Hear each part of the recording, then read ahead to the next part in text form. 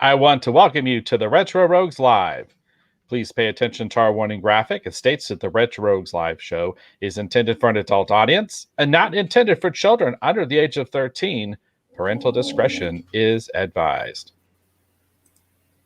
Again, I want to welcome you to the show. My name is Dave Beatty. I'm one of your hosts. And, I've already kind of flubbed this up. Let me back up.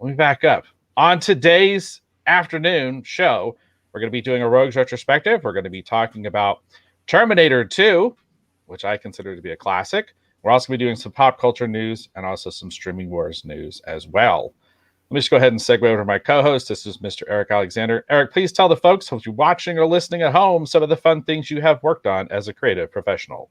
Yes, hello, everybody. I'm Eric Alexander, also known as Bass God 14. That's Bass God 14, not Bass God 14. That's Bass God, like a bass guitar. And I am the chief financial officer of a small production company in Arizona called Bad Bob Productions, which recently was out in Los Angeles and Huntington Beach and Acton and all sorts of places in California filming Staycation, which will hopefully be coming out very, very soon, early next year. But been working on that pretty hard. Very cool, very cool. And I'm hoping maybe in another week or so to have some interesting news about things that are going on with me as well. That would be kind of fun, but still nothing to report just yet. So, as I said, on today's show, we're talking about Pocahontas in space. No, wait, that's the wrong James Cameron movie. Wait a minute. No, we're not talking about Avatar. Sorry, Eric said, let me make sure I've got the right Avatar. And he switched it over and it sent me on this whole James Cameron Avatar thing. So I apologize. Probably some weird Avatar references today. All right. So anyhow, on today's show, we are going to be talking about Terminator 2. I think we should just go ahead and get right into it. But we do have some on the Rogues Gallery. Oh, there's our fancy show graphic. How do y'all like that? All right. Hi, Hollywood Jackson. Good to see you, Hollywood. Thanks for checking us out again. We really appreciate the support. And I hope Jane joins us a little bit later. It's actually Jane's birthday today. Happy birthday, Mom, if you're watching. Oh, happy birthday. All right. If she comes back in later, I'll probably say it again. She may not realize we're on the show right now. All right. Okay. Hey, James is in the house, and he says, nope. Let's talk about Pocahontas in space. In my head, I was going to do this whole thing where it's like, on the far edge of the universe is a planet called Pandora. And on Pandora lived Pocahontas, lost in space. Okay, anyhow, see, I got to stop this. It's already getting out of control. All right, so the way retrospective works, for those of you who may be new here to the show, and I did manage to cover up all of our names for the new show graphics, which is awesome. I didn't think about that. I got to keep that in mind next time. All right, but anyhow, they disappear anyway. If we have the banner up, on the bottom, they disappear anyway. So don't even worry about that. So, oh, wait a second, we've got to say it. Happy birthday! Happy birthday! Jane's in the house. Happy birthday! Very cool. All right, so and by the way, Hollywood says that he loves the graphics. Oh. Thanks. It's weird because I was kind of thinking of more of the Terminator 2, the shooter game. Where all the Terminators are coming at you. That's what I was kind of thinking of, actually, when I put that together. I like that. That's a great game. That's a great arcade game. Great game. I don't know if they did any real decent ports of it. I think they did a few ports, but I don't know if I've ever played any of them. But I know the arcade version was really, really good. Yeah, it was a great game. I loved that game. It was so much fun. Really great shooter game. All right, so Terminator 2, Judgment Day. We're actually talking about here. We'll go ahead. Let me get the summary out of the way real quick, and then we can kind of get into this. So Terminator 2 Judgment Day came out in 1991. I'm going to read you the summary here real quick that comes off of IMDb. It's a little spoiler-filled, everybody, but this movie's been out for a while. This is a cyborg identical to the one who failed to kill Sarah Connor, must now protect her 10-year-old son, John Connor, from a more advanced and powerful cyborg. All right, so there you go. Your summary. T2 pinball. Yeah, it was fun too. All right, so set this up real quick. How we do a retrospective. We want to first talk about how we first heard about the film. That's where we want to start. How did you first hear about the film? How did you feel about it back then? Then we're going to do is we're going to talk about how we feel about the film today. So those are 3 components. How did you first hear about it? How did you feel about it then? And having recently rewatched it, how do you feel about the film today? So that's what we want to do. All right. Those of you in the Rogues Gallery watching, please tell us as we go through these different segments. Tell us the same thing. We want to know, how did you start off with? I'll put the question in the Rogues Gallery. How did you first hear about Terminator 2? Eric, why don't you go ahead and go first? So, of course, I was alive when it came out, and I was young, but I wasn't too young, and I'd already seen the first Terminator film actually on VHS in Mexico, of all places, which was kind of interesting. We rented it over at my cousin's house. In fact, I think I mentioned on our actual Terminator review, which, by the way, we have reviewed the original Terminator film, and the link is out there. In fact, on the broadcast that I did, the sort of impromptu broadcast I did last Sunday because of our technical problems, I actually put the link in there for the previous Terminator review. So if you're interested in that, please check it out. And I think that was the only reason I saw Terminator, was because I was in visiting in Mexico at the time, and my cousins ended up renting it, and that's how I got to see Terminator, because I was one of those kids that wasn't allowed to watch rated R movies until, I think, older than most kids in the 80s, because it seemed like in the 80s everybody watched rated R movies, especially like the horror stuff and things like that. But I was late to the game. But I had seen the original Terminator, is my point. So when Terminator 2 was coming out, I knew what it was. It was highly anticipated for me. Of course, I was a huge Arnold Schwarzenegger fan. I'm still a huge Arnold Schwarzenegger fan, especially of his classic, like 80s, early 90s type of stuff. Basically the pre-Governator stuff, I guess. Even though that's not exactly true. There's some stuff even that later on that I've actually liked from Schwarzenegger as well. But the thing is that I was a huge fan. So the movie was highly anticipated to me. I was very, very much aware of it.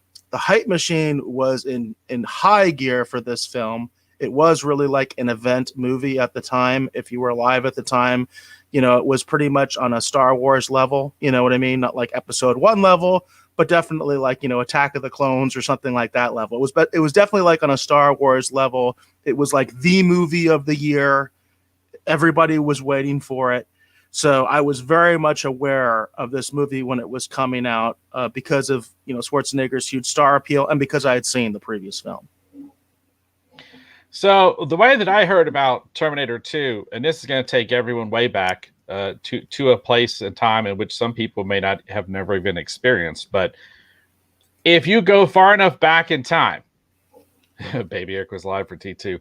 If you go far enough back in time, hi Jackie. Hey, Jackie. There was a day and a time when if you went to a sci-fi fantasy convention, they would have little presentation panels, and it was for upcoming movies, right? I know this is the thing that they don't do anymore, but back in the day, they used to do this. And so the movie studios, in addition to posters and whatever, they would actually send out, wait for it, slides, static slides, everybody. Right. There's little pictures about like yay big. They were square. They went to a little projector, and they were still images, and they would do a slide projection show. And then whoever was putting on the panel, usually associated with the convention, right? They would read like a little summary, and they would talk a little bit about whatever it was that the studio had actually prepared to help promote the film. I don't remember which convention it was. I know it was one of the Mid-South Fantasy conventions, but they did one of those little slide presentation panels, and that was the first time I'd heard anything about it there being a Terminator 2 being developed. They had a couple of slides that was in with a bunch of other movies that they were talking about. I'm pretty sure it wasn't with that Christian Slater Hard Rain movie, but for some reason, a lot of this stuff runs together because it's a long time ago, everybody. Okay, but I remember that was the first time I'd ever heard anything about Terminator 2. They had a couple of images, and they were just talking about that they were filming it or getting ready to start filming it. That was the very, very first thing that I remembered hearing or seeing anything. And then prior to that, Terminator was one of those movies that you recommended amongst your friends, like if they hadn't necessarily seen it. Because the first time I saw Terminator was actually on VHS. That was how I first had seen the original Terminator movie. And I didn't think they'd make another one, to be honest with you. But I remember it was a sci-fi fantasy convention. It was part of a slide presentation of upcoming features. conventions back in the day they're very antiquated by today's standards when you think about the things that they could do with technology. But I miss things like that, like those upcoming, movie panel. And that was kind of how they used to get the word out. For those of you who might have experienced that back in the day, was actually at conventions that, they had posters and different things out too, but they would actually do like a little preview presentation, not with the actors or anyone there, but they would just send some stills out, with some little copy, and they'd do a little panel, and they'd do a little slide, would go up, and they'd be like, and they'd read you about it. So anyhow, I remember that happening at Star Trek conventions, like whatever film they were promoting at the time, especially with the original cast, because by the time I was going to conventions, they were promoting the films. There was, the original series was long gone. Next Gen was starting to come up, of course. But I remember when they were promoting like Star Trek 4 or Star Trek 5 or any of those kind of films, Star Trek 6, they would have slides. I do remember that distinctly. Very cool. And that's how I remember. Now, we do have some comments here in the Rogues Gallery. I don't know if you want to put some of those up, Eric, and we'll go through those. Yeah, absolutely. So Jane says, my family was excited, and we're waiting for it to come to the movies as best I can remember. And then John McClay says, T2 opened my eyes to visual effects and computer animation. My mind was thoroughly blown away. And definitely that's something we have to talk about, John, for sure, is that the groundbreaking special effects of this film and whether they still hold up or not. That's the question, right? Whether they still hold up. And Dave and I will give you our opinion on that. And then James says, I remember an interview with Linda Hamilton on MTV News talking about the filming. This was my first time hearing about it. And James, I remember hearing a lot from MTV as well. I remember MTV supported this film like to the nines. There's also a music video I know that was associated with this that Schwarzenegger actually appeared in character as the Terminator. So I also remember MTV really supporting this film and was really, really behind it. And, that's the other thing, too. Like, the first time I remembered hearing about it was that upcoming movie presentation. But you get to a certain point, and there was Terminator 2 stuff everywhere. There were ads in the comic books, obviously movie posters in the movie theaters, but all kinds of different coverage where you want to talk about Starlog or Entertainment Tonight, or it doesn't matter who it was. Like, it was everywhere. And, when you see I still love this film. I don't have I'm not going to have anything negative to say about this movie, but all I'm going to say is, though, but it was well worth the anticipation back in the day too. Like, it was a highly touted movie, but when you went to the movie theaters, definitely back in 91 when this came out, it definitely delivered. So it wasn't like an overly hyped film that kind of left you feeling kind of ambivalent about it, like RoboCop 2. Maybe we'll talk about that someday. Yeah, absolutely. That would be a good one to talk about. And as Hollywood says, back in those days, that's back when MTV was still good. And I agree with you, Hollywood. That is back when MTV was still good before it turned into a bunch of reality BS. So that's my personal opinion on that. All right. So that's how we felt about the film back in the day. Now we're going to just, reminisce about how we felt about first seeing the film. I know I remember going to the movie theater and seeing it and being just completely blown away by the film. At the time, it had incredible, groundbreaking special effects. The acting in it was, pretty much for the most part, top notch. I can't. Everyone's definitely given their all. Whether how you feel about some of the performances may vary, but everyone's definitely giving it their all. And I just remembered loving the film when I first saw it. And we're not going to get into any spoilers, but I think most people have seen this movie. But it was just a really great film. And it was such a great film that I feel like every film that's attempted to come after suffers because this is such a great film. I feel like this is a Superman the movie debate all over again. This film is such a great follow-up that anything else that tries to follow it's going to not only to have a tough road to hoe, so to speak, but this is an incredibly difficult film to follow because it's just that. I remember back in the day, in my mind, it was just that good.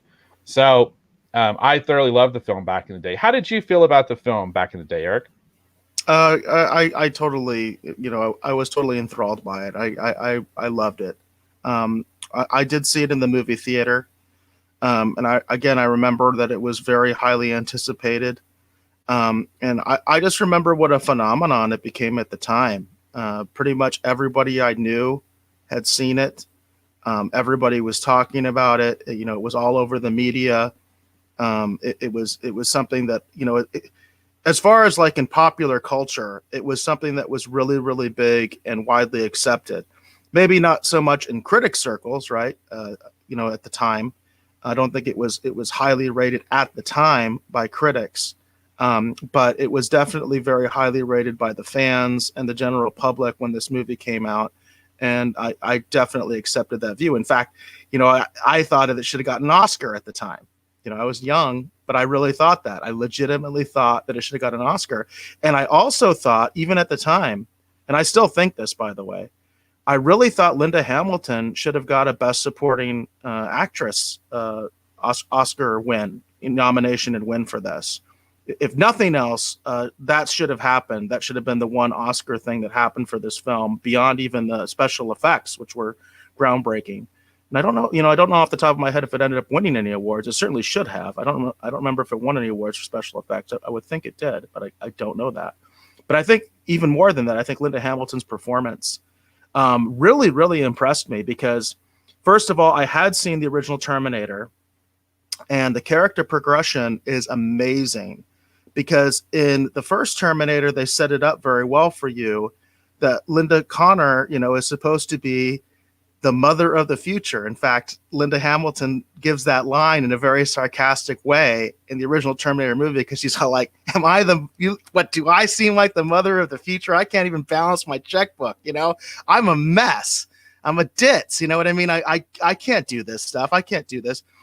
And what I really appreciated even back then was that the fact that the character had progressed to be that badass mother of the future. That line from Reese, it gives me chills because that line from Reese in the original movie where he said, this was a chance to meet the legend, to meet, John Connor's mother, it's almost like he's talking about the Virgin Mary. You know what I mean? Like that's kind of the way you get it, right? Because it really is analogous to that, right? Because John Connor is the savior of the future, and so you can feel that. And then Linda Hamilton really pulled it off.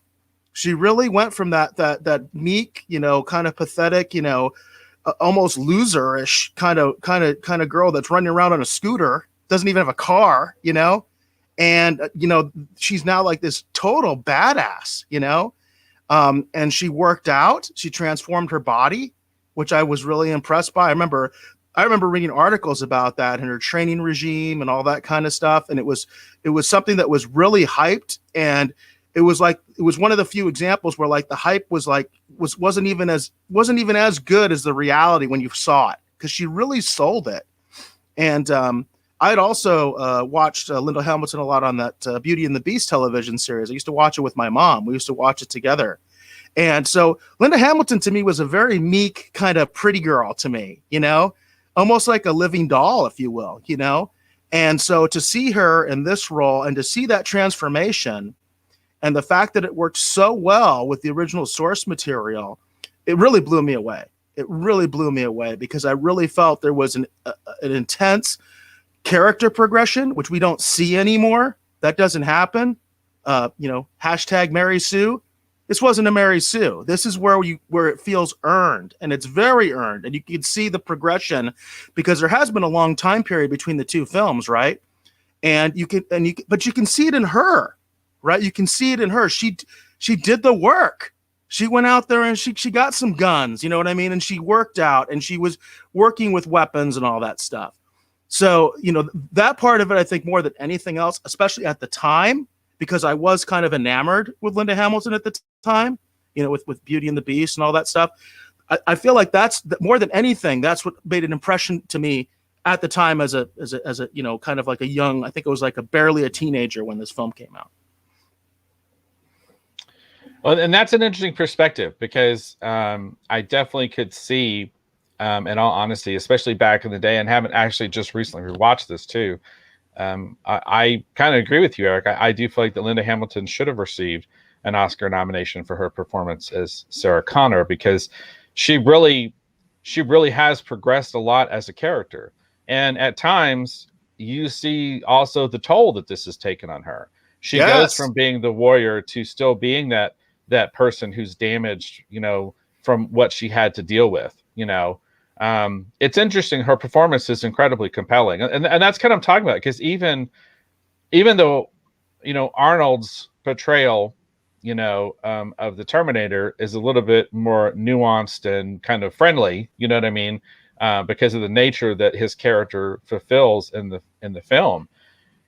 He's really great. I mean, that's the thing. Well, let's go ahead and before we get too far into this, because we should talk about how we actually feel about the film, today. So, well, let's go to the Rose Gallery real quick. Yeah, let's get to the Rose Gallery. So Jane said she thoroughly enjoyed this movie. Hollywood Jackson says it was awesome. I still have both on VHS. It's funny you say that, Hollywood, because we were just discussing, because we are going to be discussing format a little bit in this, because we haven't really brought up format very much on this show. And I know there is a raging debate out there about format, particularly DVD versus Blu-ray versus 4K. But when we were talking about this in the pre-show, I did bring up VHS. I actually did bring that up. But I don't know if I have this film on VHS. I don't think I do. I still have my VHS collection, but I never look at it because, quite frankly, I never watch it. But I still have it. But I don't know if I have this on VHS. As I think both of us said, Dave and I both said that we actually saw the original Terminator on VHS. We didn't see it in the theater. So we definitely have had that experience. James says, which he says, sorry. He says, sorry, Misty Moo, my cat walked across the keyboard. Not a secret code word. Thank you for that clarification, James. We appreciate that. Jane also goes on to say, after experiencing Terminator at Universal Studios, watching it brought the experience back. Universal had made it feel real. I never experienced Terminator at Universal Studios. I assume you have, Dave. Yes, I have. I was actually there with my mother. I've done both. I've done the one in Hollywood, and actually, I don't know if they still exist, to be honest with you, but at the time I had done the one in Hollywood and actually the one in Florida as well. At least I think there was one at both. Maybe I'm mistaken. They're so similar, they kind of run together. But the thing that was neat about that experience is, James Cameron, put that Terminator experience together, and he intended that to be a sequel in continuity, with his actual films. And it's interesting because it's like you're watching like new footage that actually had, Edward Furlong and Arnold in their respective roles. It had pyrotechnic stuff that went on inside the theater itself. And it was like you were touring actual Cyberdyne. And then at one point, Terminators come out of the floor, like all around the audience. And it was something else. It was pretty amazing. And I always thought it was really, really cool. It's those kind of experiences are fun when they're done incredibly well. And I felt like the Terminator experience that was at Universal was definitely worthwhile. But like I said, I don't even know if it still exists anymore, to be honest with you. I don't either. I don't know if that's still something they have. I personally never got to see it. And I'm pretty sure it was there when I went to Universal Studios Florida, but I'm not positive. It may have been like right before then, because it was definitely around that age when I went to Florida. But I don't remember if it was, pre or post. The one thing I remember was the King Kong thing. That's the thing that sticks out to me the most, the King Kong ride. But yeah, I don't recall if they even had Terminator the last time I went to any Universal Studios, which is a long time ago, in a galaxy far, far away. Oh, that's a different movie. Never mind. James goes on to say, I loved it. My date hated it. We are obviously not together. So that's a deal breaker, huh? I don't know if that would be a deal breaker for me. I have to think about that. If they didn't like Terminator 2, would that be a deal breaker for me? I don't know. But I do respect your opinion, James. Definitely. And then... and I was just going to say along those lines, my wife, Micah, this is one of her favorite movies. And her birth date is actually on August 29th. There you go. Judgment Day for me. Judgment Day for you. And then John McClay goes on to say, I first encountered T2 through a Fangora magazine article. and it was the horror elements that first attracted me to the film.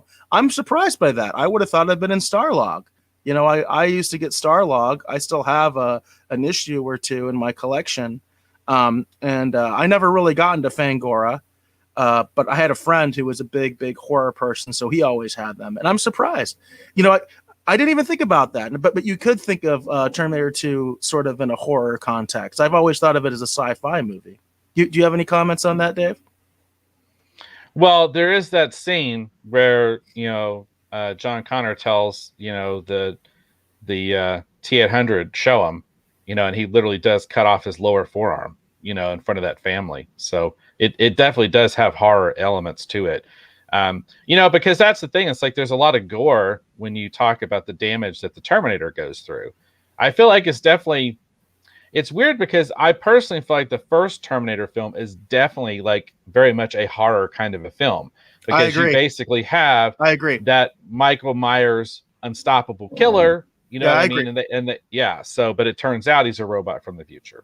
Spoiler alert. I think we might have touched on that in our first review. I can't remember. I haven't had a chance to review it, but I think we might have touched on that. I definitely could see it more with the original Terminator than Terminator 2. That's just from a personal perspective. And I am surprised it was in Fangora. That's a neat insight there, John. Thank you for sharing that, because I definitely am aware of that magazine. But again, I would have thought it. I'm sure actually it was all over Starlog as well. You know, at the time it was definitely all over Starlog. And then Jane goes on to say, at the end, the Terminator exploded. You felt the wind and moisture.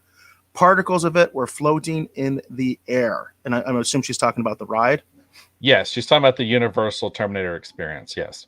That's cool. Yeah, I wish I had been able to experience it myself. So now that we've talked about how we felt about it back in the day, now's the part we need to talk about how we feel about the film, having recently rewatched it. Now, it may have been a little while for those of you in the Rogues Gallery since you've actually seen Terminator 2, but we still want to know kind of how you feel about it anyway, even if you haven't just seen it just recently. We want to know your thoughts. So Eric and I have both recently rewatched Terminator 2 specifically for the show today. So we're going to talk about how we feel about the film today. But, you know, whether you've seen it really super recently or not, we still want to know how you feel about it. We want to know what you think. Your opinion is important to us. All right, so. Or otherwise known as the Picardinator. That's just not right, Hollywood. I like it. The Picardinator. Right. Destroying good media everywhere. So here, yeah, right. Yeah, it's funny. We were actually talking about Picard just briefly, actually, before this show actually started. We were both expressed how much we disliked it. Still, all right. So, Eric, why don't you go ahead and go first? Why don't you tell us how you feel about Terminator 2, having just recently rewatched it? So I wanted to bring up the fact that format is kind of important in this discussion. So this is my personal copy of Terminator 2. As I like to mention on the show, I do not have an extensive personal collection of movies, but I definitely have this one, and this is the Ultimate Edition of T2. We discussed it earlier. This is the edition Dave has as well. It's one of those big, kind of thick DVD copies. It's got 2 discs. One of the other reasons I want to bring this up is because it has 2 different versions of the film. So it has the theatrical version, and it also has a special edition version. And I've seen both. It's been a while since actually I watched either one. And then, of course, for the show, I had to make a decision, which version am I going to watch? Now, because of the Rogues retrospective format, I decided I should watch the theatrical because I saw the theatrical originally, and therefore I can compare, the theatrical to theatrical better that way. Although I kind of remember liking the special edition better. I felt that there were some key deleted scenes that they put into the special edition that I thought really enhanced the story. But I can also kind of understand why they took them out. The one big one that sticks out to me is actually the reappearance of Reese. Reese actually does come back in the special edition. For those of you that are not aware of that, perhaps you don't have the special edition, but maybe you have a DVD that has a deleted scenes in it. So that's a big one. The other one I want to point out, just because I think it's a really key scene that's not in the theatrical edition, is when they turn the CPU on. And I thought that was actually kind of a key plot point because and it's also key to lore, in my opinion. I love lore because it kind of tells you how Skynet kept the Terminators under control, how they themselves could not do what Skynet himself did, which I thought was interesting, that they had that in there, but then they took it out. So there's actually a scene in the special edition and perhaps in your deleted scenes edition, if you have one of those, where they switch the CPU on in the Terminator, Arnold Schwarzenegger Terminator's head, so that he can learn better. And that also explains how he becomes so human. And you can see that in the performance, actually. You can see in the beginning of the movie how Arnold is very, very cold. But of course, by the end of the movie, it almost makes me choke up. He hugs John Connor, you know what I mean? Which I thought was really touching. Because it's like this machine, has grown so much. So again, I was talking about character progression with Linda Hamilton. Watching it this time, I was really watching the character progression of Arnold Schwarzenegger and how this Terminator is much different than the previous Terminator. Although when he starts out, he very much is that classic Terminator. One of the things I also like that I think is interesting is at the time, everybody pretty much knew what the setup was. We basically knew that Arnold Schwarzenegger was going to be the good guy in this one. That was already out there, and pretty much everybody knew that because it was hard to hide because, you had this new Terminator that was, changing into liquid metal, and that was a really big deal. The special effects were a big deal. But what was kind of nice was the way the movie's made, you don't know that. And they assume you don't know that. And there's this anticipation when the two Terminators are trying to find John Connor. There's kind of almost like this anticipation that Arnold is still the bad guy. And that, the other, is it Robert Patrick? Robert Patrick. That Robert Patrick, might be the good guy, right? They don't show the fact that he's a Terminator, for instance. They don't show him morph into the police officer that he's killed. They just show him like he took his clothes. That's kind of what it looks like. That's the way it's cut. So there's this anticipation all the way up to that initial scene that if you didn't know the hype, like let's say that you're a younger person today and you didn't know the hype, if you were watching it, there's this sort of anticipation of, oh, who's the good guy, who's the bad guy. And I really like that because I feel what that does is it helps the movie kind of stand the test of time. You know what I mean? For people that are not familiar with the franchise. And there are lots of young people that are not familiar with the franchise. So it's kind of interesting to me that they kept that in there because I think it actually helps the film age better. And it kind of gives it sort of more of a classic feel. But yeah, I really was enjoying Arnold in this one. Like I said, originally it was all about Linda Hamilton. But watching it today, I really see that progression now of Arnold Schwarzenegger and the fact I didn't give him enough credit for what he did with that role and some of the subtleties.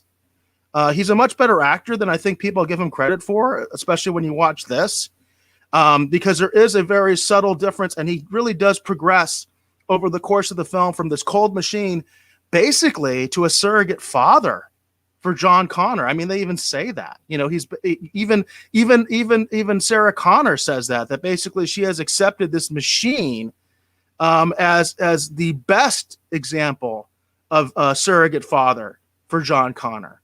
And I love that whole sequence where she's talking about how, he would never hit him.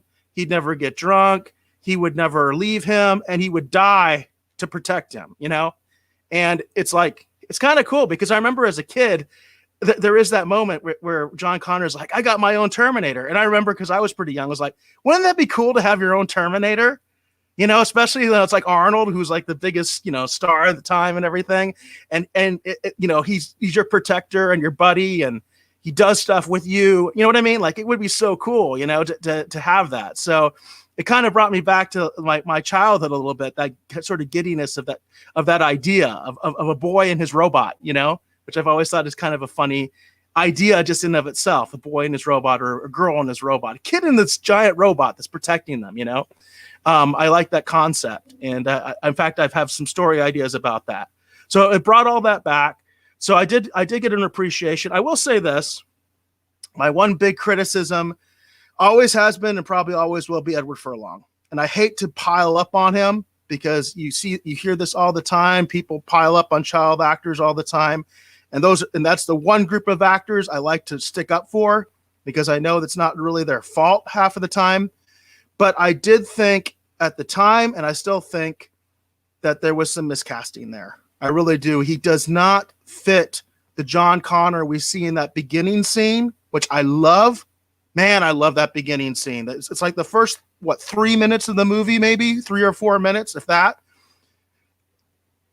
Seeing the future and seeing that big, huge battle, between the Terminators, and the humans, and seeing John Connor. I love that scene where John Connor's walking through the hallway and it's a POV shot and everybody's saluting him. Oh, it gives me chills. I love that because it's kind of the fruition of what you saw in the first Terminator, right? This is who John Connor actually is. And I've always kind of felt that Edward Furlong didn't quite fit that role. Now, I have said I think Terminator 3 actually addressed that in a very good way. But at the same time, Terminator 3 is just not in the same league as Terminator or Terminator 2. It just isn't. And I also think it's kind of interesting because the original idea was to have a very different ending and a very set ending. There was never supposed to be a Terminator 3. They originally had a solid ending for this that basically told you what happened to John Connor in the future and Sarah Connor. And they took that out and instead decided to go with the highway scene to leave it a little open. But originally this was supposed to be that was supposed to be it. There was never supposed to be a Terminator 3, So those are kind of my feelings about it. I basically have gained a lot more respect for Arnold. Still love Linda. Still think she's awesome. But Edward still, I don't know.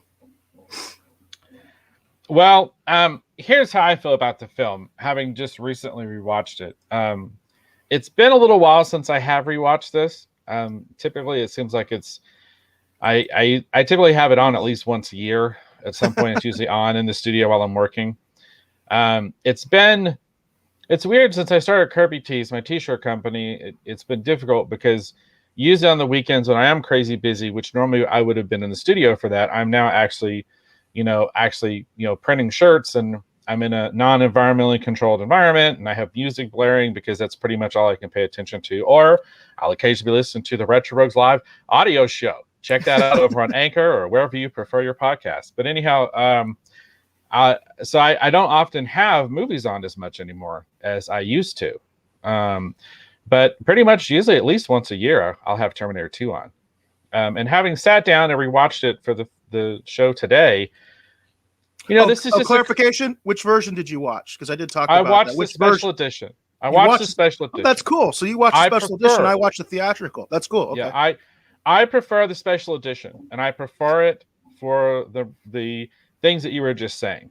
Let me just go ahead and throw potentially the two potential weaknesses I feel from the film out and just get that out of the way right off the bat. Okay, number one, Edward Furlong does occasionally come across kind of a little weird, in a couple different scenes. But I still feel like he did a good job. I'm not going to pile any hate onto him because at the time and as well as now, it's a little grating at times. But to be honest with you, I've never had a ton of issues with him. I've just kind of always accepted that he was the younger John Connor because this is who James Cameron picked, so I've never had a lot of issues with that.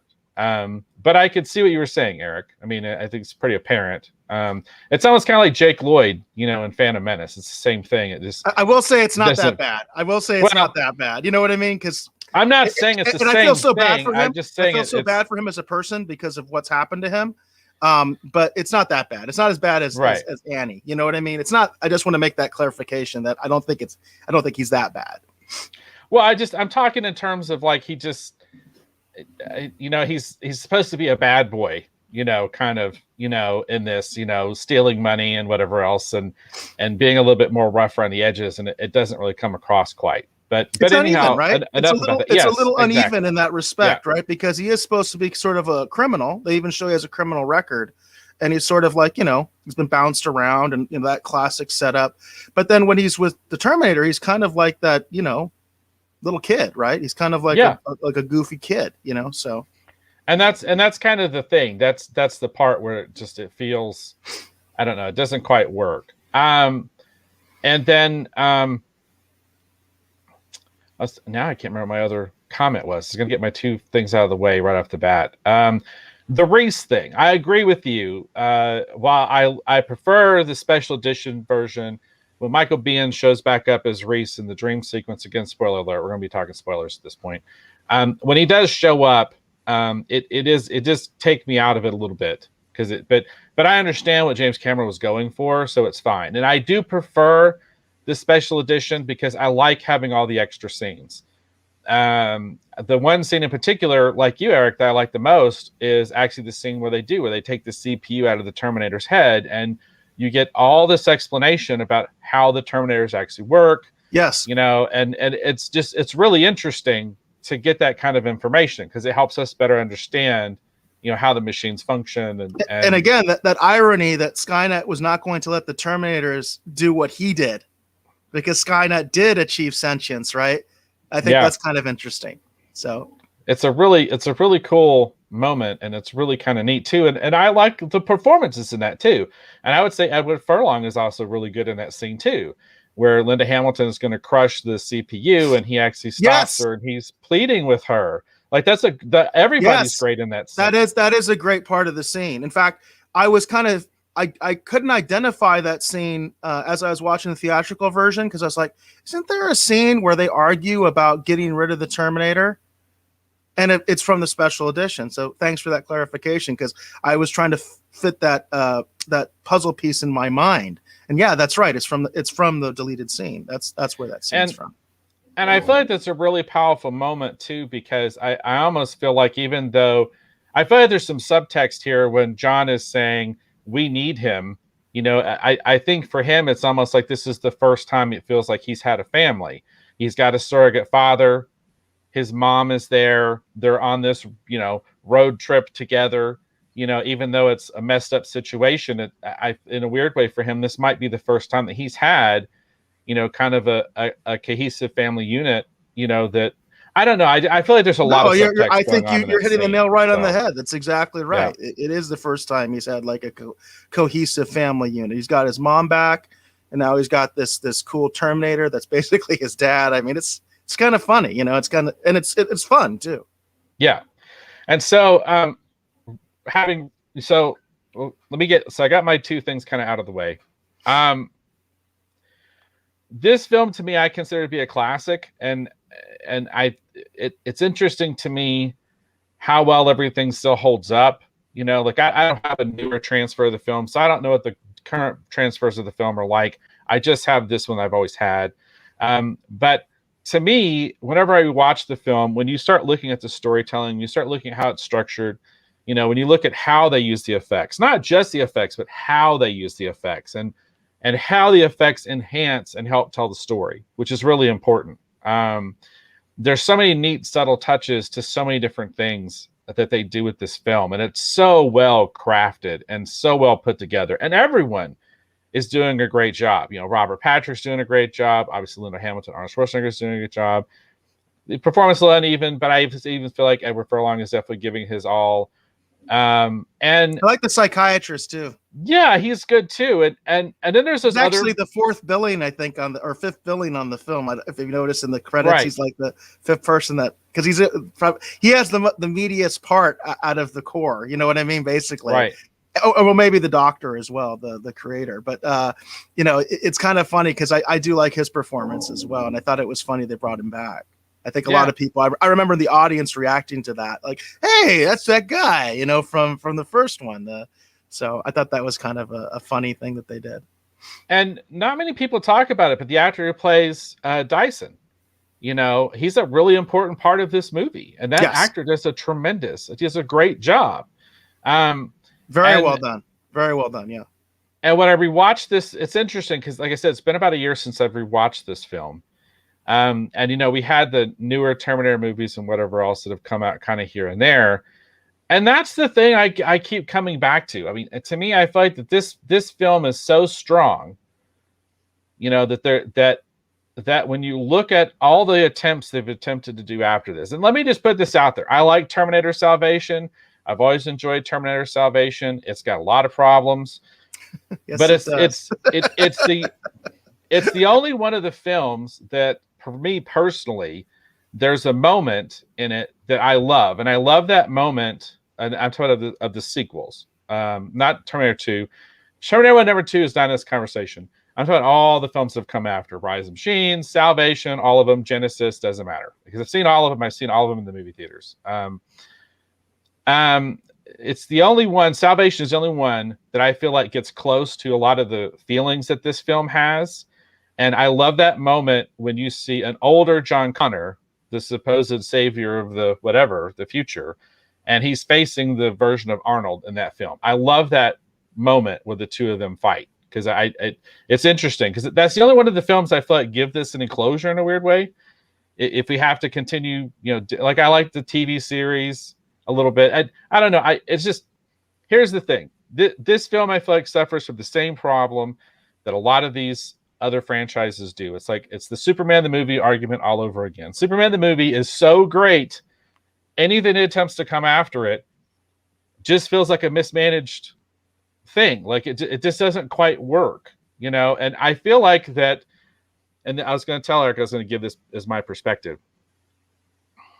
I feel like that the Terminator franchise as a whole, if we want to look at it as a whole, is one of the most mismanaged franchises when you look at the amount of money spent to try and have a worthwhile follow-up, and none of it's quite worked. A lot of interesting ideas in all of them. That's the thing. There's interesting ideas in all of them. Genesis, I think, is the worst, by the way. There's a lot of interesting ideas in all of them. But at the end of the day, none of them quite work or quite click, and I feel like the big thing that's missing is, in all honesty, is just James Cameron.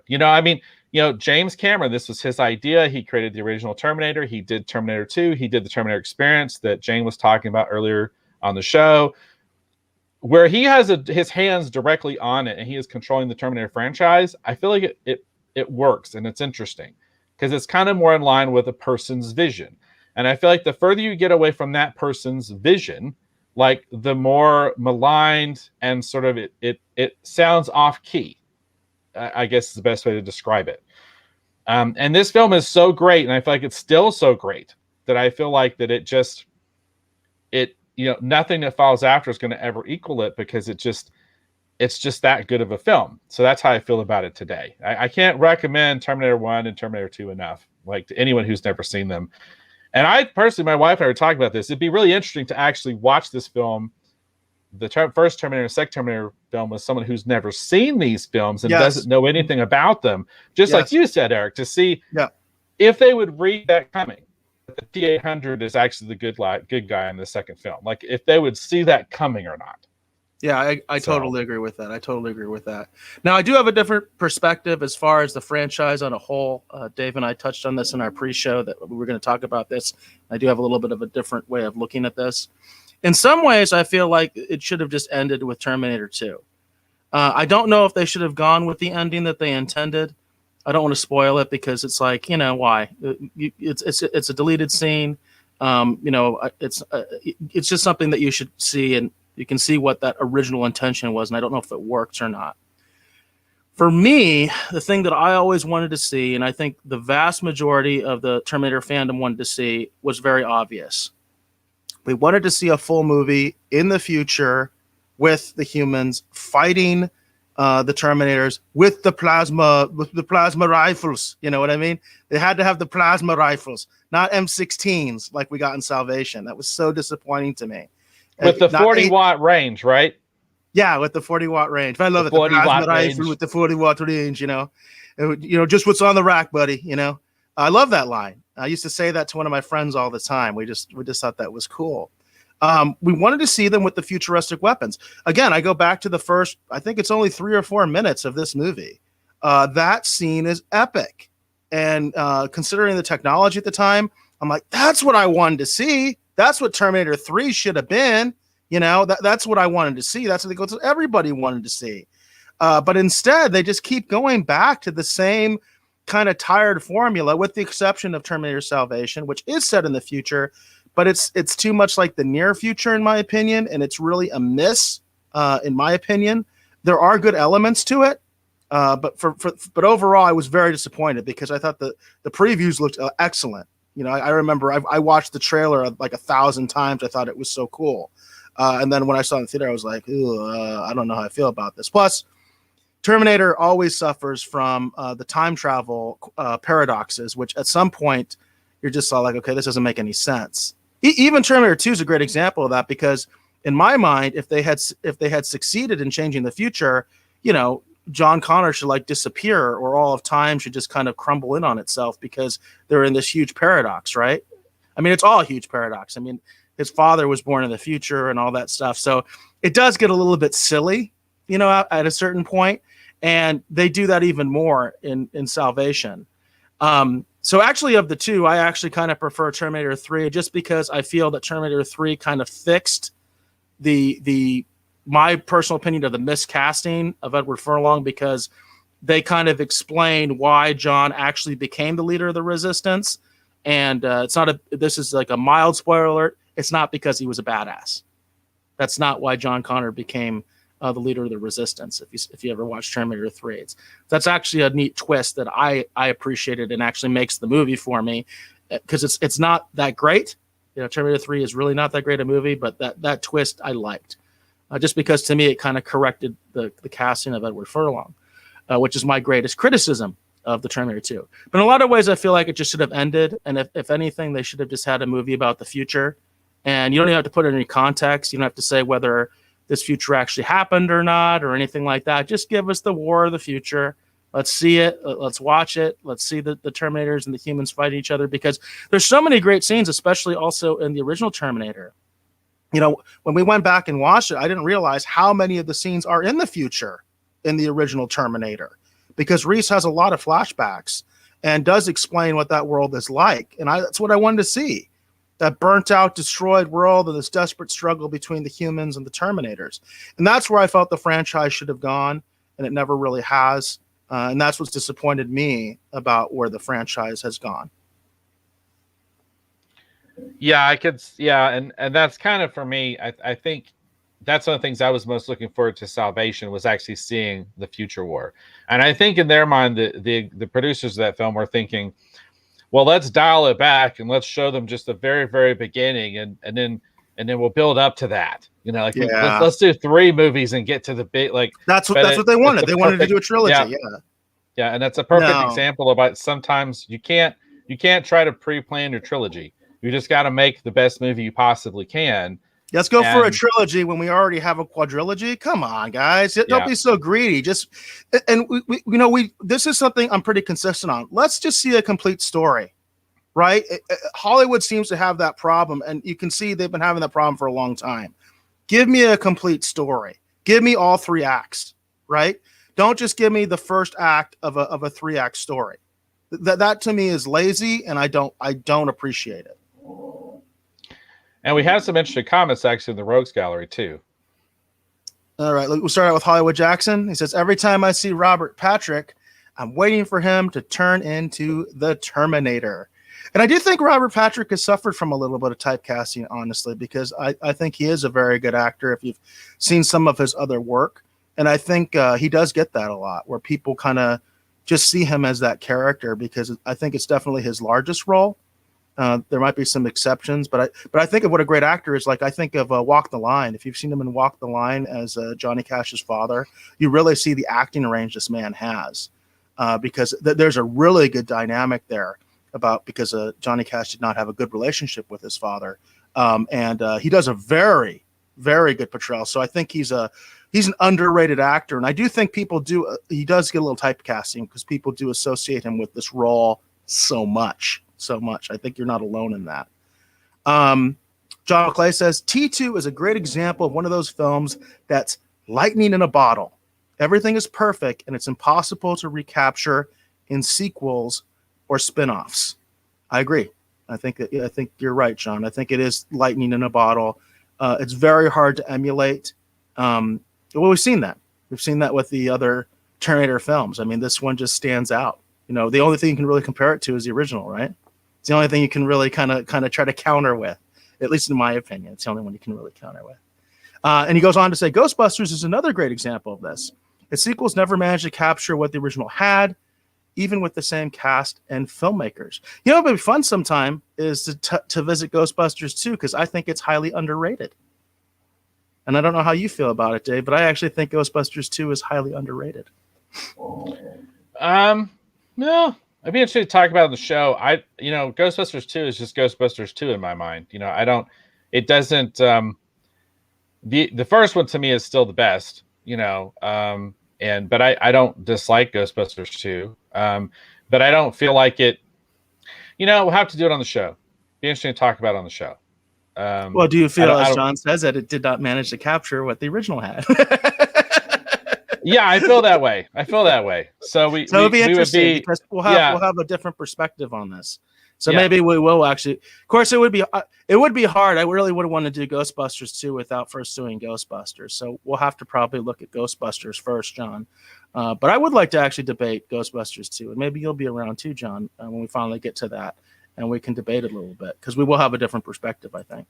And that would be interesting to cover too. Actually, during getting around October, too. It's a perfect Halloween kind of movie. You know what I mean?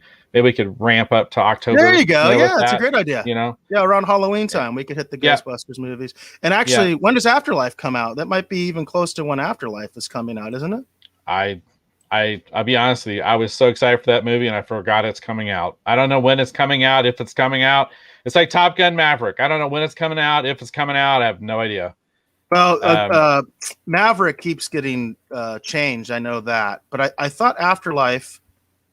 Wow, Afterlife is supposed to be coming out June 11th.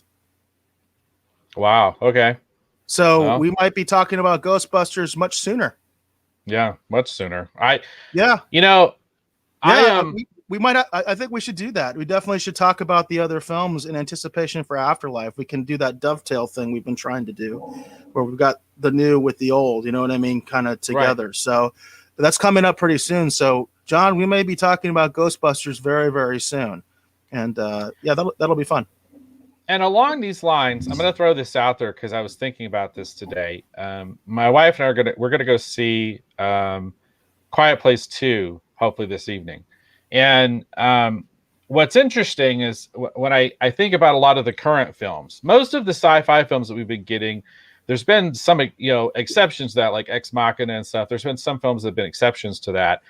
But, a lot of the sci-fi stuff that gets really highly touted, it gets the big advertising budget, gets everybody talking a lot, is a lot of franchise stuff. It's a Star Wars movie, Star Trek movie, blah, blah, blah, whatever movie. Like, it's all this kind of stuff. And, I was thinking about, like, within recent memory, one of those cool sci-fi films that's either a new idea or an interesting take on an idea that we've seen before that's really good. Kind of like what the Terminator did. The Terminator was an interesting sci-fi idea because it was almost like a serial killer movie, but it turned out it was a robot from the future, and it works. It doesn't seem silly when you get to the end and it turns out it's a robot from the future. And again, borrowed on some ideas that actually had been, was it Outer Limits or Twilight Zone? Kind of borrowed some of those ideas, but looked at it in a different way. And so I was thinking about that, and Quiet Place is one of those really good sci-fi films that's newer. So I'm really excited to see Quiet Place 2. Not to say it's going to, the same level as Terminator 2, but I'm excited to go see it because it's one of the more recent sci-fi films that's really held my imagination, and I'm curious to see what they do with it. Because it's neat because it's a new idea. Kind of like Terminator was a totally brand new idea at the time, an interesting take on it at least. So, yeah. Interesting. Yeah, I can't relate, unfortunately, just because I haven't seen it. I haven't seen either one, but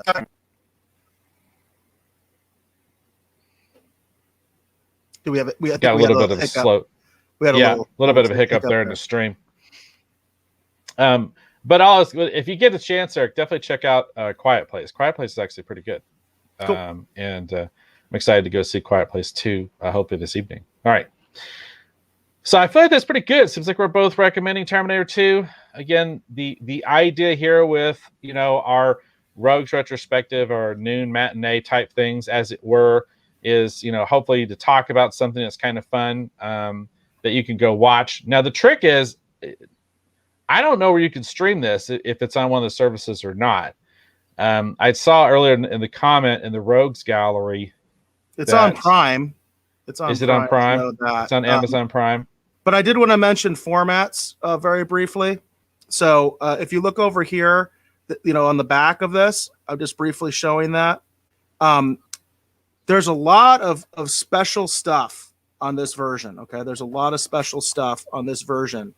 And one of the things that has been kind of a raging debate out there is about whether Blu-rays have really kind of almost killed physical media, and 4K is kind of going the same direction. If you look at a lot of the Blu-ray and 4K versions of films these days, they just don't have all that stuff. You know what I mean? That these ones do, the featurettes, all the deleted scenes. This one has like a 32-page booklet, and it has an actual I'll pull it out real quick just so you can see it. Like it has a thick book, chock full of like pictures and everything like that. Yeah, go back to the full screen, Eric, because I pulled down the graphics so you could show the back of the DVD box. Yeah, so this is also the slip cover too. But you can just see like all the different additional features. And of course there are two versions of the film with this. But then like I said, like it comes with this booklet, and this is a pretty thick booklet. It's like I think it's like 32 pages or something like that. It's got pictures and insights into the film. And when they say they don't make them like they used to, that's really the case with this particular film. And people have been talking about that with all sorts of films, that the Blu-ray versions and the 4K versions don't have all the features. In fact, a lot of times they don't have that special edition or that director's cut. It's only the theatrical version. So I just wanted to point that out because we haven't really commented on that on this show about that sort of debate that's been going on because it's a real thing. And I do recommend this particular copy if you can get your hands on it. Don't worry. To me, I'm like, don't worry about the 4K. Although if you do have the Blu-ray or 4K, I would be curious to know if you think that really does enhance the film that much, having it in Blu-ray or 4K, but this is an awesome version of the film. It's an awesome version of the film. Yeah, and I totally agree. And like Eric said, I have the same version, and I just like being able to go, between the theatrical and then actually watch the special edition. And the behind the scenes documentary material on that one is really great too. That's one of the things I miss most about some of this stuff is the really in depth, behind the scenes breakdown of the film, and it's almost kind of like a mini film school for those of us that are interested in terms of storytelling and how they're structuring and why they're using certain effects and the manner in which they use it. It's just really, really interesting. So, and that's my bread and butter is BTS. I mean, that's what we're doing on Staycation. We do BTS. So it's like, I'm not just into it, from the perspective of someone who just likes BTS. I actually do behind the scenes for films. So, I mean, I really love that stuff. I can't get enough of it. I can't either. I've talked before. It's like there's some really great stuff. Like, for example, I hate the theatrical version of the Daredevil film that came out several years ago that had Ben Affleck in it. I don't like the theatrical version. I prefer the director's cut. But the reason that you might want to own the DVD for the original theatrical release is because that behind the scenes documentary on it about the making of that film is so terribly interesting and compelling. You have to see that. There you go. So Aliens Quadrilogy is the same thing. It's like being able to get the full inside dope on exactly what happened, with Alien 3 is so intriguing and interesting, and to see how far the actual film they shot diverged from what they were actually building sets for is absolutely insane. So I love all the behind the scenes on a questionable movie, is always interesting. That's definitely always interesting. Yeah, very cool. All right. So if that's good, I guess let's go ahead and segue over into pop culture news. I do have one brief story, if it's okay if I go quick. Eric, go first. I need to reshare my screen. I don't understand why my screen stopped sharing. Let me get my screen share back up. I had it actually loaded to go. Wow, what is that? Is that flickering on your end too? It is flickering. All right, well, never mind. Let me. I'll just read you what it says. Sorry about that, everyone. Not trying to give everyone a weird episode. All I wanted to talk about. Let's see. Wait, maybe it looks like it's going to be okay now. That was really weird. Okay, here we go. All I wanted to talk about. This is actually coming from. This is coming from the Wrap. This actually broke a couple days ago. Paul Soules, voice of Spider-Man in 1960s animated series, dies at 90. This is by Reed Nakamura. It says Canadian actors. Other credits include Rudolph the Red-Nosed Reindeer and the Marvel superheroes. So just real quickly, we'll get into this. Paul Soules, the voice actor who starred in the original animated Spider-Man series in the 1960s, has died at the age of 90. The news is announced by Soules' manager, Angela Wright of Edna Talent Management, in a Facebook post Friday. Paul Soules is a truly Canadian treasure, Wright wrote. He lived a long life with so many adventures along the way. Rest in peace. According to an obituary in Canada's The Globe and Mail, Soules died in Toronto on Wednesday, May 26th. No cause of death was listed. Soules voiced the title character in ABC's animated Spider-Man series, which ran for 3 seasons on ABC and in syndication between 1967 and 1970. Soules starred alongside Bernard Cohen, Paul Klugman, and Peg Dixon. He also voiced Hermie, the misfit elf in Rankin Bass stop-motion Rudolph the Red-Nosed Reindeer special in 1964. His other voice acting credits include Rocket Robin Hood, King of the Beasts, the Marvel superheroes, and the King Kong show. So just wanted to throw this out there and just take a moment to celebrate, in my mind anyway, and remember one of the most iconic voices in like my childhood. Like, to me, when I hear Spider-Man talking in my head, I don't hear Tom Holland. I don't hear Tobey Maguire. I don't hear any of those people. I actually hear the voice of Peter Parker and Spider-Man from the 1960s animated cartoon. And to me, it's such a classic, that original version. So I just want to take a moment and to, acknowledge the tremendous work of Paul Soules, in addition to being Spider-Man. The fact that he was actually one of the original voices of Rudolph the Red-Nosed Reindeer is very interesting. I honestly didn't realize that was him. So just want to take a moment and just mark his passing and say rest in peace. Obviously, our condolences to his friends and family. Had you heard about this, Eric? No, I hadn't. And it's funny because as far as Spider-Man goes, I'm not that familiar with the 1960s series. I'm aware of its existence. I may have seen an episode or two in my childhood, but I haven't seen it since. I don't know. Is it available on Disney Plus? Do you know if it's available on Disney Plus, Dave? It's not, and I don't understand why. They have every other animated version of Spider-Man on Disney Plus, but for some reason they don't actually have this particular version, which is really unusual when you consider this originally aired on ABC. You would think they would have the rights to it, but I guess there's some kind of issue with the 1960s Spider-Man that they're not able to actually put it on Disney Plus, or maybe they're sitting on it. Maybe they have the rights to it and they're waiting for some reason. But maybe it's too politically incorrect. I don't know. But anyway, it may be. Who knows? I am very familiar with the Rudolph the Red-Nosed Reindeer special, and I used to watch that every single year as a kid. I think we have a physical copy now that I got for my kids. I that was always like a big, highly anticipated treat for me. So that I can definitely relate to, and definitely rest in peace, because that was a huge part of my childhood. And again, my apologies for that weird flickering thing. I keep thinking at some point we need a different way to do this. Maybe even like a screenshot of the actual story. You know what I mean? And I've not actually necessarily put up the live myself. website. Mm-hmm. Yeah, I've thought about that myself. Mm-hmm. Maybe we can coordinate something, Eric, and kind of handle this differently moving forward in the future. My apologies again to everyone. So StreamYard itself actually says that having a lot of open tabs is bad. So I have a brief one. This is an older story. It's kind of funny because I figured that the show was actually going to go short. I thought we would get through the review in maybe 30 minutes or something like that, and we ended up taking the full hour. So I'll go through this very briefly because it is an older story and it was meant to be filler. I just was like, I got to find something to talk about.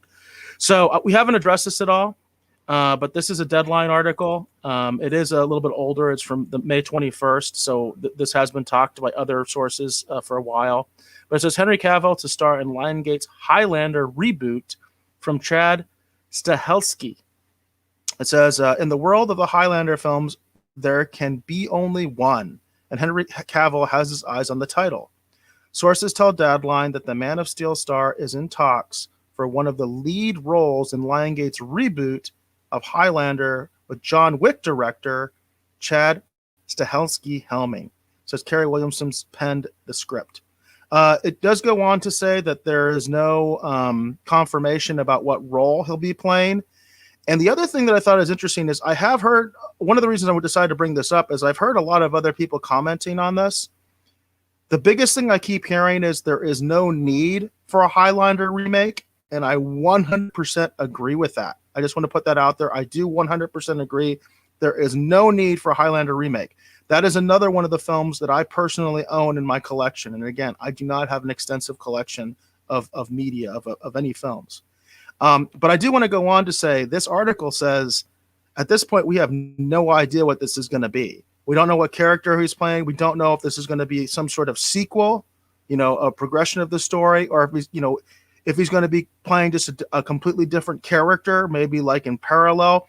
We don't know any of that. So that's really the main thing that I wanted to put out there is at this point, we don't know. I personally do not support a remake. I think that would be a disaster. I do not support that, but we don't know at this point if that's what they're going to do. This may be like a completely different, kind of like the series, right? A lot of people like the television series. That was kind of really its own thing, even though it was, related. They did have, well, they're both McLeods, right? But they had, the original actually show up in that and things like that. And so we don't know at this point exactly what their take will be. I will go on record as saying I do not support a remake, but if they are going to do something like a sequel or do something maybe in parallel where it's different characters, might be fun. Well, let me just go ahead and throw this out there. I don't feel like there's any need to make a Highlander remake either. And while I know that Highlander is probably falling out of people's consciousness and it was a popular franchise, I just have this feeling that, when I look at Highlander, the first film is definitely a classic in my mind. And I really enjoyed the television series, actually. Actually, season 2 into season 3 is such an interesting development, actually, for, the TV version of the character and where that goes. And that production only became maligned because I think it was the lead actor wanted out of his contract and did something drastic, and that film suffered some production problems because of that. But the television series is actually really good. It's definitely very dated. If you go back and rewatch it, it's definitely very dated. It's definitely a product of its time. But that's the thing. So is the original Highlander film.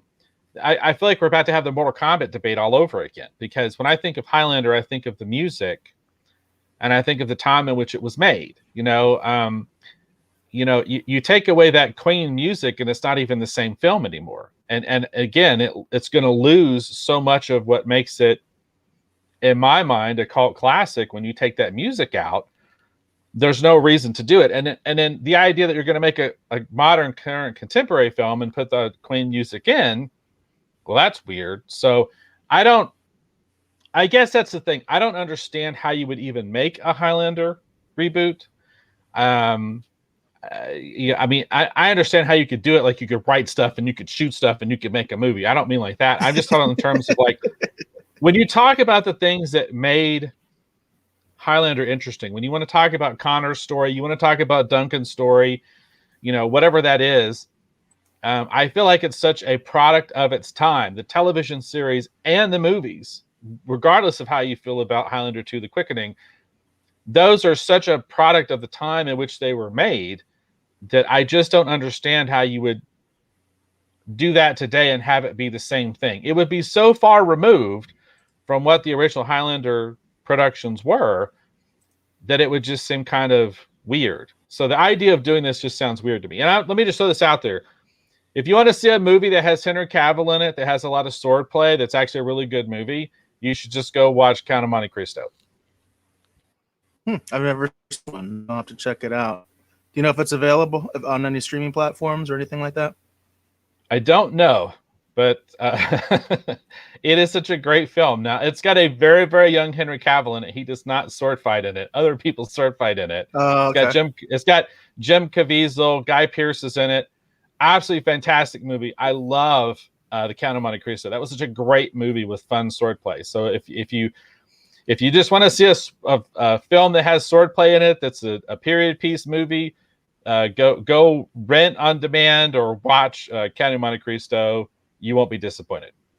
The funny thing is, we actually reviewed the Witcher series, the first episode, and we didn't really like it. But actually, that is a good example of him. If you want to see him doing swordplay, he definitely does do that in the Witcher series. And I know a lot of other people actually really like that show quite a bit, especially the first season. I know there are concerns about the second season.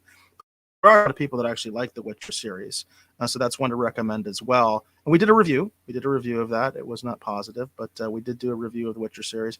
And I believe we also did a review of the original Highlander. I think we've actually done one of those as well. So keep that in mind if you want to check out our takes on those two things. It's for some more Henry Cavill news. Well, all I'm going to say is that if you're thinking, give me the prize, and you want to see a really great movie, you go rewatch the original Highlander, and then go check out The Count of Monte Cristo. It's a really good movie. There you go. There you go. I can't recommend Witcher, but Count of Monte Cristo is really good. All right. So, we're at this point now. Do you have anything you want to cover for Streaming Wars, or? No, I only brought up that again. I brought that up pretty much as filler. It's kind of an old story at this point, but we'd never given our take on it. We actually ended up having a longer show than I thought we would. I thought we were going to be really reaching for time, but I appreciate it's actually, I think in part it's you guys, the Rogues Gallery. You were doing some good comments and stuff, and we had to address them, and I like that. I like that when you engage and you give like good comments that we can actually give our own takes on and things like that. I enjoy the conversation. So I don't have anything else. It has been pretty slow since Thursday. Thursday was incredible. By the way, I do advise you to check out that episode if you haven't, because there was so much news. I mean, we were buried in it on Thursday. We were buried in it. And I agree, Lynn, it's better to burn out than to fade away. If only one of us had that really great Clancy voice. It's better to burn out than fade away. I can't even do it, but I tried. There you go. I tried. Yeah, nobody has that voice. Nobody has that voice. I mean, that's a huge Clancy part Brad. of him. Yeah. You know what I mean? Is that voice? So yeah, for sure. Kurgan was awesome, and again, such a great villain, and again, linked to a particular person's performance. Like, I just don't see how you can cast someone to be the Kurgan, but the Kurgan, it's just, that's the thing. It's like so much that makes that film a cult classic is, I think John was when he made the comment earlier about T2. The first Highlander film is lightning in a bottle. Right.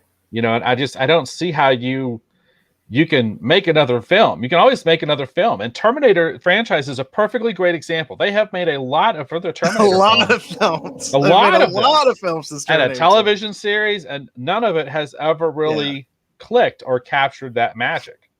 Because I think at the essence, and I this is the theme of the show. I say it all the time. Hollywood just doesn't seem to understand what makes a particular franchise what it is, what makes it cool, why people like it. Instead, they just want to slap the name back on it. They want everything to be like Magnum and Hawaii Five-0. And I've made that analogy before. They just want to slap that name on there, take the basic premise, and then do whatever they want. And for the average consumer, they're fine with that. They don't care. Those are hit shows. You know what I mean? They don't care. But I think for genre people, we do care, because we care about things like lore. We want to see proper continuity. We want to have respect for the original actors. They mean something to us. They're not just interchangeable like they are for the general public. Because I think that's really what it comes down to. I think for the general public, they just don't care. You know what I mean? It's kind of like mindless entertainment. They're tired at the end of the day and just want to watch something. I don't feel like genre fans are that way. I feel like genre fans, they seek out that stuff. You know, that it's like, I want to watch this because I'm really into this. It's like a thing to me, you know? You know, and along those lines, it makes me think of the first Transformers movie. If Yeah. if they had someone else other than Peter Cullen doing the voice of Optimus Prime, I don't know how I would have felt. I mean, because they had a great actor do Megatron. I would have preferred to have been Frank Welker, to be perfectly honest. But when you hear the trailer and you hear Optimus Prime sounds like Optimus Prime, it's a Transformers movie now. You know, but if Optimus had sounded like someone else, I don't know if it would But have the clicked with average me as fan, well. honestly, the average fan wouldn't have cared. The average Yeah. typical fan wouldn't have cared. The people that cared are the people that grew up on the 80s cartoon, right? That's the people Yeah. that cared. But the average fan, probably, you know, the average consumer wouldn't have meant a thing to them.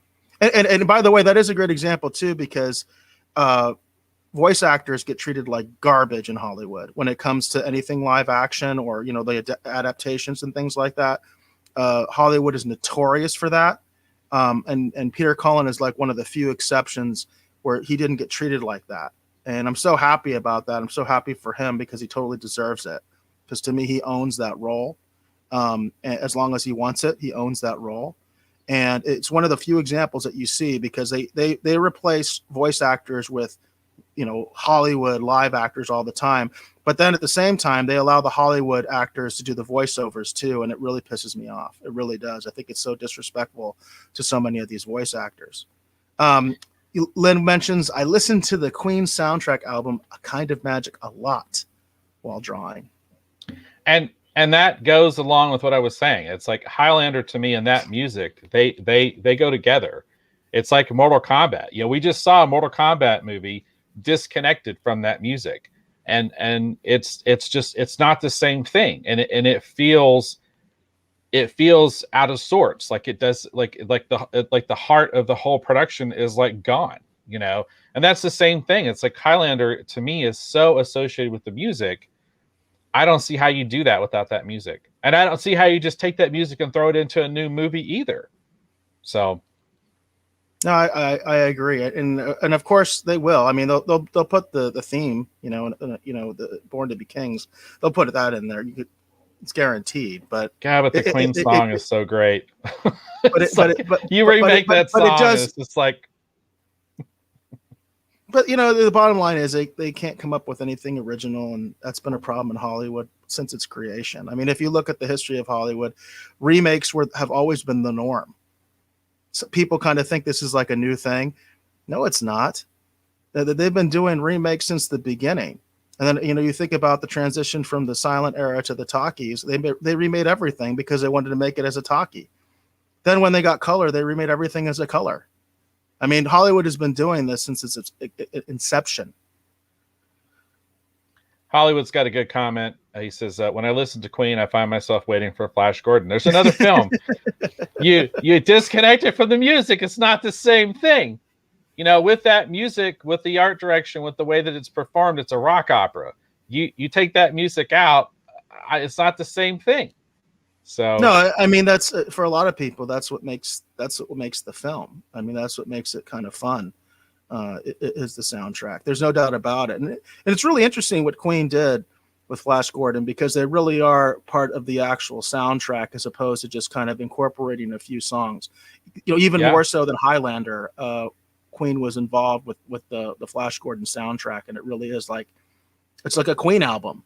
That's basically what the Flash. You know, it's like a concept album. You know what I mean? That's basically what the Flash Gordon soundtrack is. It's like a concept album by Queen.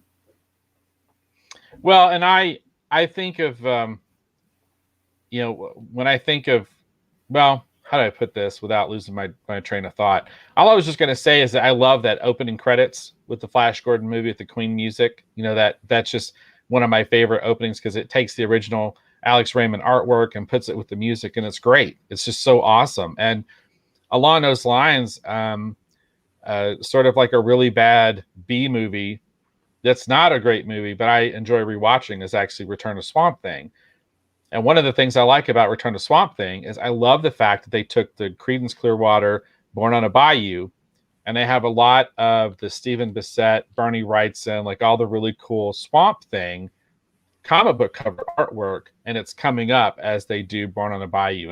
And those are some of the, in my mind, still best opening sequences for comic book inspired superhero type films, is because it actually takes the inspiration, matches it with, really great musical choice, and it really sets a tone for what you're about to watch. Yeah, I hear that. Definitely hear that. Len mentions that he loves the dialogue in the Flash Gordon soundtrack. Yeah, that's pretty cool. I actually do have that somewhere. I have the CD somewhere. Hollywood mentions that I miss movie soundtracks. I do too. Actually, Dave, I think a while ago you recommended a site that has a bunch of them. You featured that on one of our pop culture segments a while back. Do you remember what site that was that had all that? All those soundtracks?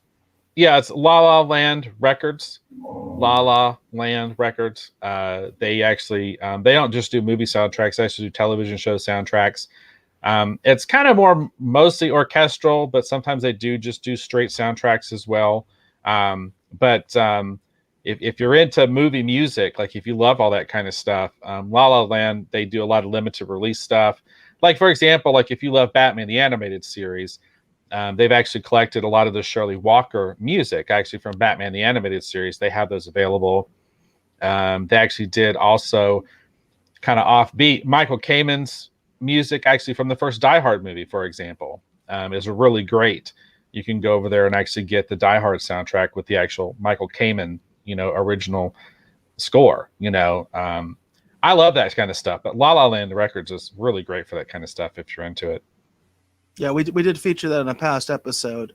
If you want to check that out sometime, I can't remember what else the main topic was for that one, but we did talk about that. And then Lynn mentions about remakes. Speaking of remakes, it's like A Star Is Born and Here Comes Mr. Jordan / Heaven Can Wait have been remade multiple times, at least four or so each. It's a great example. A Star Is Born is a great example, Lynn. That movie has been remade like 4 times, at least. As you said, at least. So it's not a new thing. People do think it's some sort of new phenomenon. It's not. Hollywood has never had ideas. You know what I mean? It's just the way it is. They did in maybe 1915, and ever since then they've just recycled the same stuff over and over again. So that's the truth. That's the truth. At some point, shouldn't it be called A Star Is Reborn? Yeah, or Born Again. A Star Is Born Again. Well, maybe they'll actually do a sequel sometime instead of just a remake. Wouldn't that be novel? A sequel instead of a remake. That's what's novel. That's what's different, So Lynn brings up a comment. He says that Dave bought a best of soundtrack while at Jack's Music Shop in Red Bank, New Jersey. Right? Remember listening to it in the car on the trip. Yes, I did, Lynn. And the soundtrack I bought was actually the best of Alan Silvestri. So on there was the orchestral themes for Predator, Back to the Future, but also some other lesser things like Volcano. Alan Silvestri's done a lot of really great movie music. It was a really interesting purchase, and that was right after we had actually gone to the Secret Stash there at Red Bank, New Jersey. So, yeah. And then James does mention there's the Never-Ending prequels. That to me is a little bit more of a newer concept. I can't think off the top of my head classic golden age Hollywood films that used to deal with a lot of prequels. That to me is sort of a newer phenomenon, the concept of the prequel.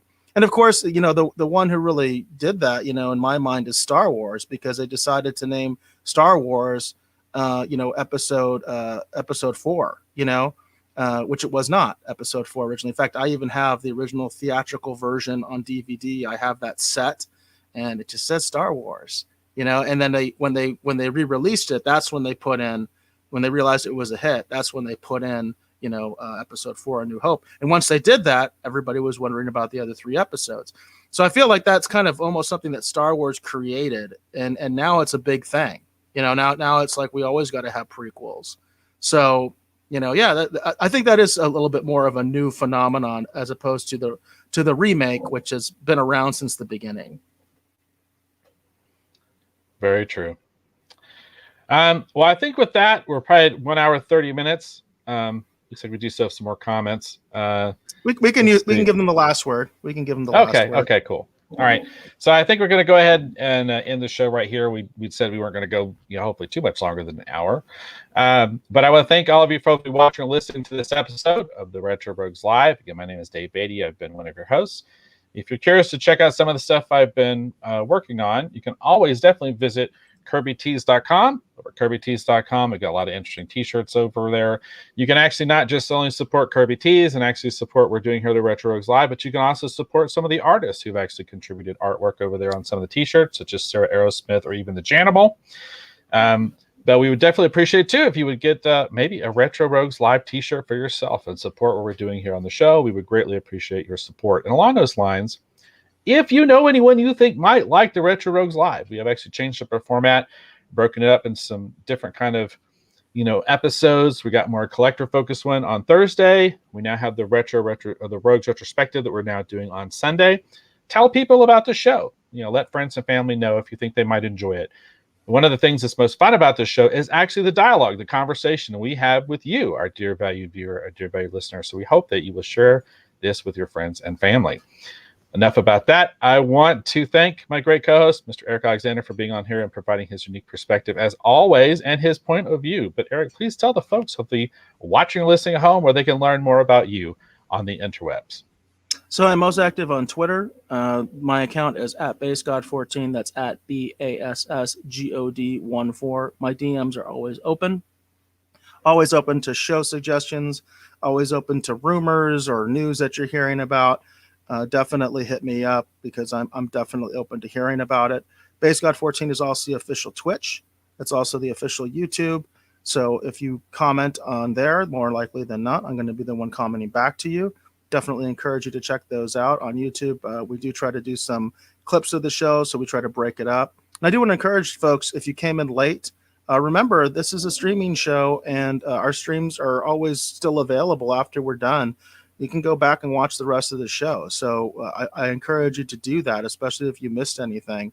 Really want to encourage folks to check out the replay because we do understand people do come in late and all that stuff. And that's one of the nice things about doing a streaming show. So we do have a few more comments. Lynn Workman says, recently watched the prequel for The Thing the other day. Another that has been remade at least 4 times. At least 4 times. James says, at least they never did a Close Encounters of the Third Kind 2. They were supposed to, but they didn't. That would be an interesting discussion, James, I have to say. That would be an interesting discussion. And Lynn says he was glad he caught a few minutes. We'll send you the samurai art. I'm at the computer now. I'm sure that's a message for Dave. And then I did want to give Hollywood Jackson the last word. Let me find his comment because I really like this one. He says, we want to see Chuck Norris destroy the Picardinator. And with that, we'll give Hollywood the last word.